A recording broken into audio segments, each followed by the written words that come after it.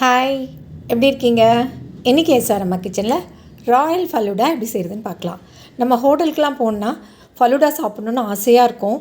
ஆனால் அதனோட ரேட்டை பார்த்துட்டு அது எதுக்கு ஐஸ்கிரீம் சாப்பிட்லாம், கூல்ட்ரிங்க் சாப்பிட்லாம் அப்படின்னு சொல்லிட்டு ஒரு ஜூஸ் வாங்கி குடிச்சிட்டு வந்துடுவோம். ஆனால் அப்படிலாம் பார்க்காம நம்ம வீட்லேயே நம்ம செஞ்சு அதே டேஸ்ட்டில் எப்படி செய்கிறது அப்படின்றத நம்ம இங்கே பார்க்கலாம். அதை விடையுமே பெட்டராக இருக்குமே தவிர டேஸ்ட்டு குறைவாக இருக்கவே இருக்காது. இப்போ வாங்க வீடியோக்குள்ளே போயிட்டு ஸ்டெப் பை ஸ்டெப்பாக இந்த ராயல் ஃபலூடா எப்படி செய்கிறதுன்னு பார்க்கலாம். ஃபஸ்ட்டு என்னென்னா நம்ம சேமியா எப்படி செய்கிறதுன்னு பார்க்கலாம். இது ரெஸ்டாரண்ட்டில் போடுற மாதிரியே அப்படியே இருக்கும் இந்த சேமியா. அதுக்கு என்ன பண்ணணும், அரை கப் கார்ன்ஃப்ளவர் எடுத்துகிட்டு 2 டேபிள் ஸ்பூன் சுகர் ஆட் பண்ணிவிட்டு அதில் 3/4 கப் தண்ணி விட்டு அதை நல்லா கரைச்சிடணும்.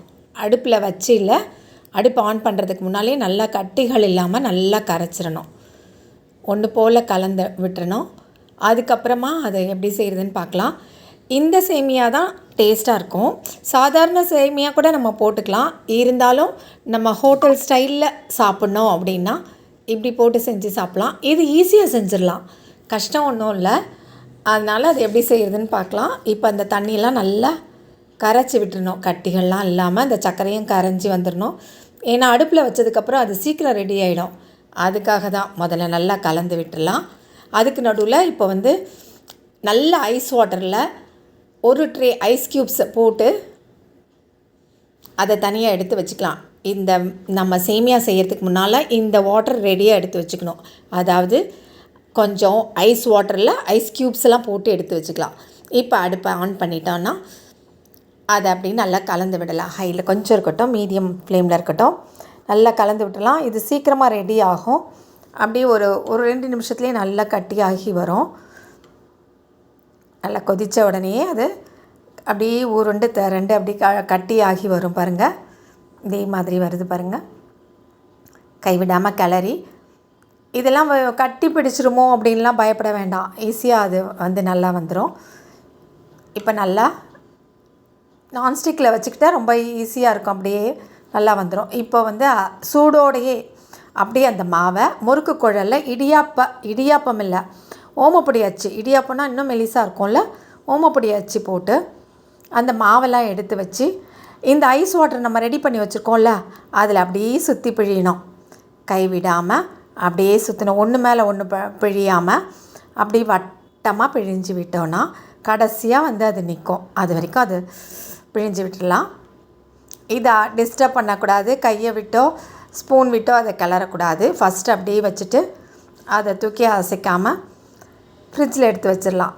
கொஞ்சம் நேரம் கழித்து தான் எடுக்கணும். ஒரு 10 மினிட்ஸ்க்கு மேலே இருக்கட்டும், ஃப்ரிட்ஜ்லேயே இருக்கட்டும். அது நல்லா ஆறுனதுக்கப்புறமா ஐஸ் வாட்டரில் தான் போட்டிருக்கோம், ஐஸ் க்யூப்ஸில் தான் போட்டிருக்கோம். அப்புறம் பார்த்தா ஒன்று ஒன்றா சேராமல் அப்படி பாருங்கள், அப்படி அழகாக தனித்தனியாக அழகாக இருக்குது.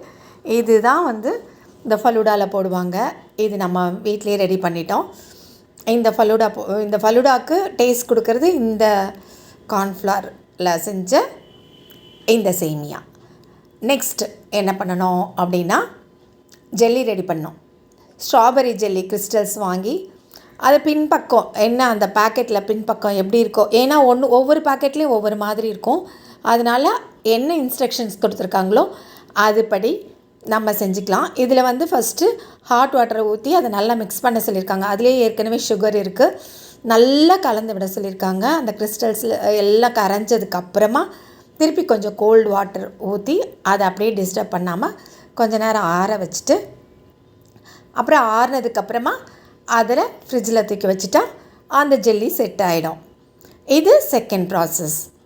அப்படி ஸ்டெப் பை ஸ்டெப்பாக செஞ்சால் ஈஸியாக இருக்கும் நம்மளுக்கு.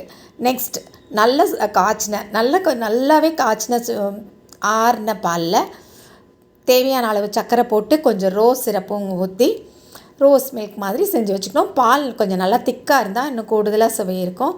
கொஞ்சம் சுண்டை காய்ச்சி அதை கலந்து, இது தேர்ட் ஸ்டெப். ஃபஸ்ட்டு சேமியா செஞ்சிட்டோம், அடுத்தது ஜெல்லி செஞ்சாச்சு, இப்போது ரோஸ் மில்க் செஞ்சாச்சு, சப்ஜா சீட்ஸ் ஊற வச்சு எடுத்து வச்சாச்சு, ஃப்ரூட்ஸ் எல்லாம் கட் பண்ணி வச்சாச்சு. நான் ஆப்பிள், மாதுளம்பழம், அப்புறம் பனானா கட் பண்ணி வச்சுருக்கேன் குட்டி குட்டியாக. நிறைய நட்ஸ் கட் பண்ணி வச்சாச்சு. என்னெல்லாம் பாதாம், பிஸ்தா, முந்திரி எல்லாம். இப்போ எப்படி அசம்பிள் பண்ணுறதுன்னு பார்க்கலாம். ஃபஸ்ட்டு நம்ம ரெடி பண்ணி வச்சுருக்க ஜெல்லி எடுத்து போட்டுக்கலாம். ஜெல்லி சேர்த்தாச்சு. அதுக்கப்புறமா சப்ஜா சீட்ஸ் வந்து ஒரு 10-15 நிமிஷம் ஊற வச்சா போதும். அந்த சப்ஜா சீட்ஸ் எடுத்து அது வந்து ஒரு 3 ஸ்பூன் சேர்த்துக்கலாம். ஃபஸ்ட்டு ஜெல்லி சேர்த்தாச்சு, அப்புறம் சப்ஜா சீட்ஸ் சேர்த்தாச்சு. அதுக்கப்புறமா நம்ம செஞ்சு வச்சுருக்கோம்ல சேமியா, அது தண்ணியில் போட்டு வச்சுருக்கோம், அதை எடுத்துகிட்டு அதையும் சேர்த்துக்கலாம்.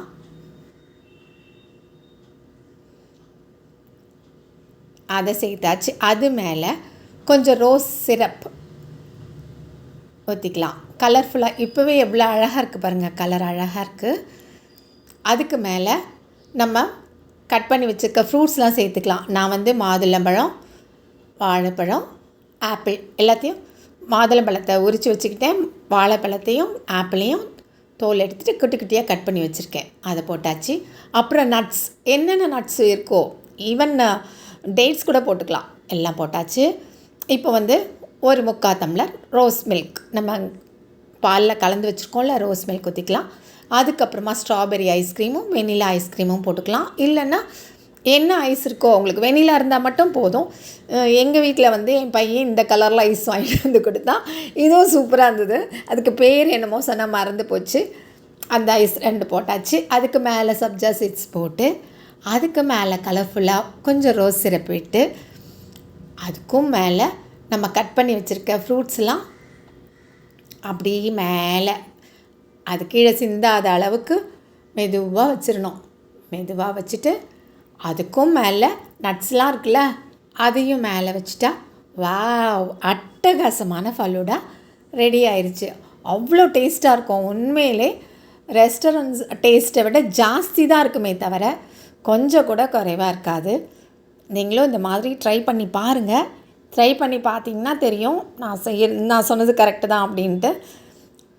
இது வந்து செலவெலாம் ரொம்ப கிடையாது. ஆனால் நம்ம வந்து ஹோட்டலில் போனால் நம்ம பர்ஸே காலி ஆகிடும். அதனால் நம்ம வீட்லேயே செஞ்சு கொடுக்கலாம். எப்படி பார்க்கவே ரொம்ப அழகாக இருக்குல்ல. கண்டிப்பாக நீங்கள் வந்து கமெண்ட் பண்ணணும்னு நான் ஆசைப்பட்றேன். பார்த்துட்டு செஞ்சும் பாருங்கள். இது வந்து ஸ்டெப் பை ஸ்டெப்பாக பண்ணால் எல்லாமே ரெடி பண்ணி வச்சுட்டு அசம்பிள் பண்ணிடலாம். உங்களுக்கு பிடிச்சிருந்தாலும் லைக் பண்ணி கமெண்ட் பண்ணுங்கள். செஞ்சு பார்த்ததுக்கப்புறமா டேஸ்ட் உங்களுக்கு ரொம்ப பிடிச்சிருந்துன்னா ஷேர் பண்ணுங்கள். மீண்டும் வேறு ஒரு நல்ல ரெசிபியில் சந்திக்கலாம். அது வரைக்கும் உங்களிடம் வணக்கம் கூறி விடைபெறுவது எஸ்ஆர் அம்மா. உங்களோட சப்போர்ட் என்றைக்கும் தேவை. நன்றி, வணக்கம்.